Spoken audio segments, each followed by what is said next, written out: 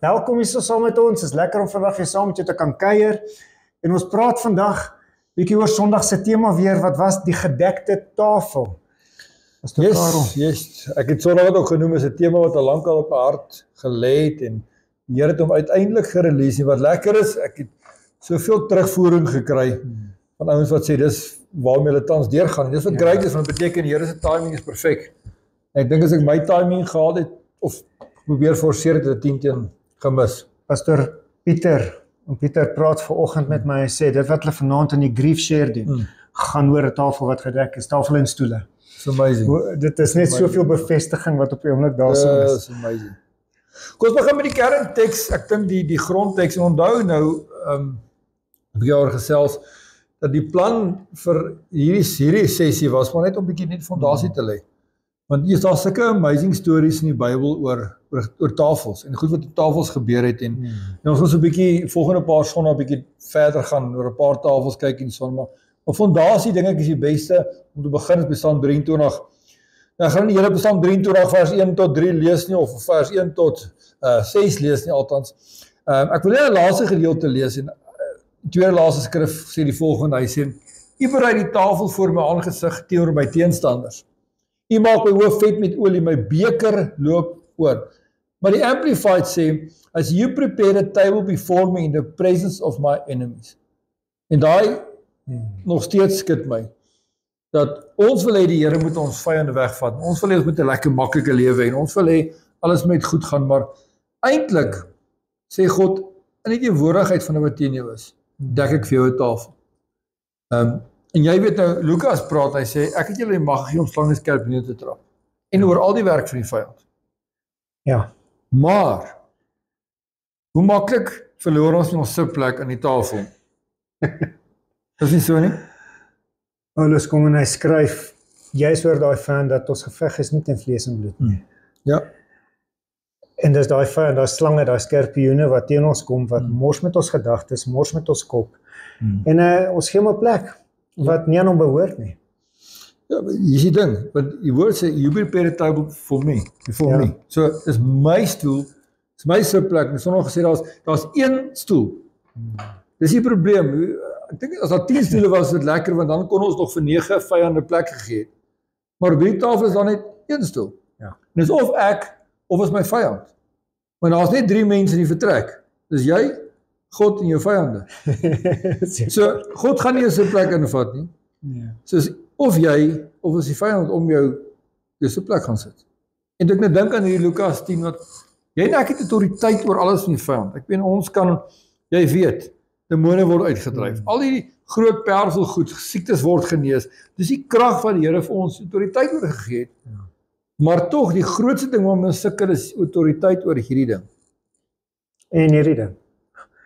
Hulle loop hand aan hand. Jesus kom, dit wat die hart van vol is, kom by die mond uit. En lewe en dood nie, in die mag van die tong. Ons skep ons eie gas. Ja. En omdat ons nie autoriteit het nie. Of vat nie. Vat nie. Ons het dit. Vat dit nie. Net omdat ek 'n ding kan doen, oud genoeg is om dit te kan doen, my mondigwording sê, daar sekere goed wat ek kan doen, nie kan doen nie, mag doen en nie mag doen nie. En net omdat ek kan, beteken dit nie, ek is besig om dit te doen, ek is besig om dit reg te doen nie. Ja, dit is presies so. Dis presies. En die oude van die dag raak ons eintlik die ou wat op die tafel staan en kyk hoe verkeerde gedagtes, vrees, angs, bekommernis, gee dit nou maar jou naam wat op jou stoel sit. Ons sien nie kyk hoe hy 'n lekker tyd het, of sy 'n lekker tyd het. Ek weet nie watter een van die geslagte jy wil kies vandag nie, maar ons sit en kyk baie keer hoe vrees die voorhand het. Ja. Hoe vrees opeet dit wat aan ons vir ons gedek is. Hoe angs opeet dit wat vir ons gedek is. En ons vergeet ons autoriteit om net te gaan sit en net ons plek in te neem en te geniet dit wat God vir ons instoor. En is daardie plek nie eintlik maar 'n plek van rus nie? Verseker. Van rus wat hy reeds gedoen het nie, dit wat hy vir ons beloof het nie, is weer. Vat ons dit wat hy gesê het, vat ons dit wat hy beloof het.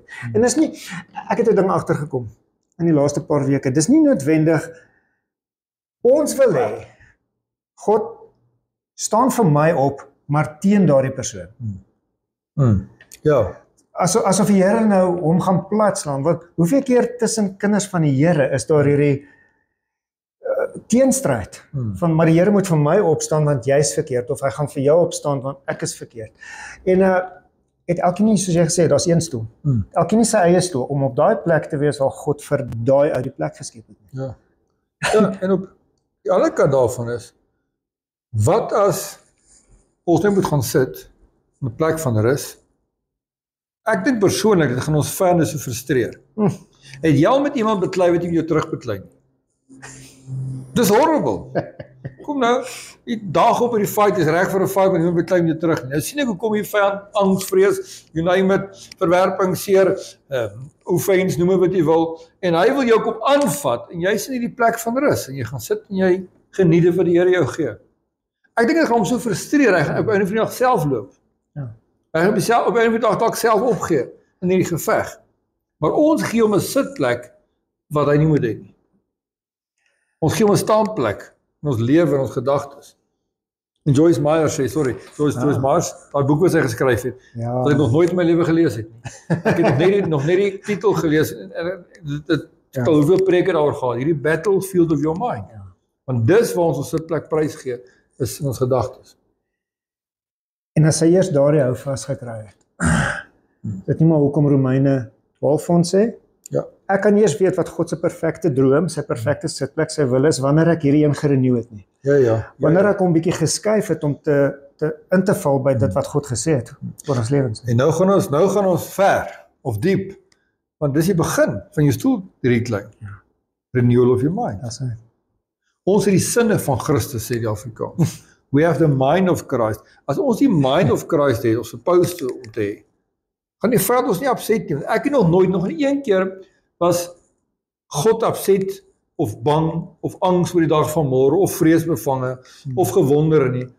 Hy het alles in beheer, want hy het autoriteit en die autoriteit het Jesus vir ons gegee.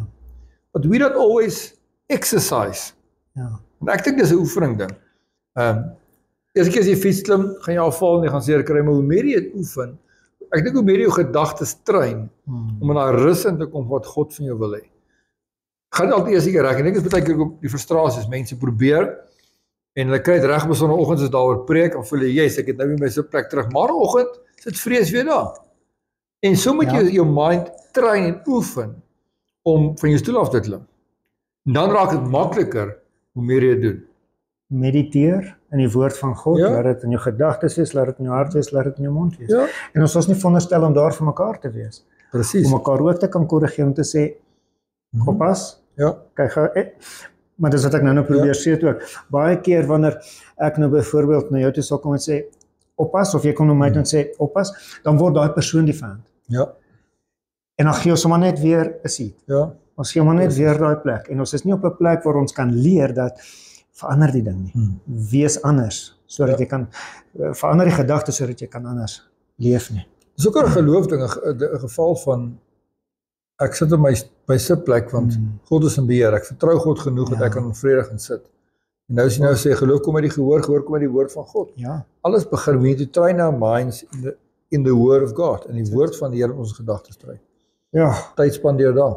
Hoe fenomenaal is dit? Dis die power van om jou sitplek in te neem. Maklike konsep. Easier said than done. Net so. Solank ons net begin iewers.